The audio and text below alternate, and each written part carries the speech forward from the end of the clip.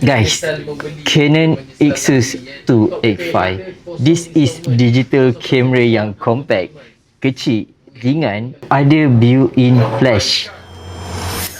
Kamera kecil ni ada 20 megapiksel and plus dia ada optical zoom. So kita boleh zoom in and boleh zoom out juga guys.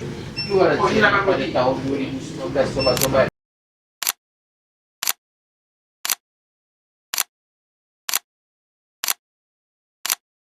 Dia pakai flash, sumpah lawa. Wow, this kamera yang paling berbaloi dengan harga yang murah.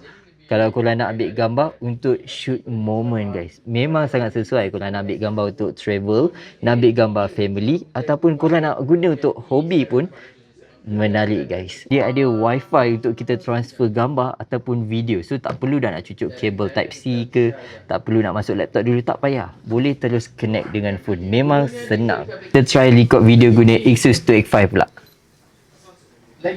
Okay guys, so this video record guna Canon Exus 285. Macam mana video dia, okey tak? And then kita try zoom in sekali, and then kita try zoom out.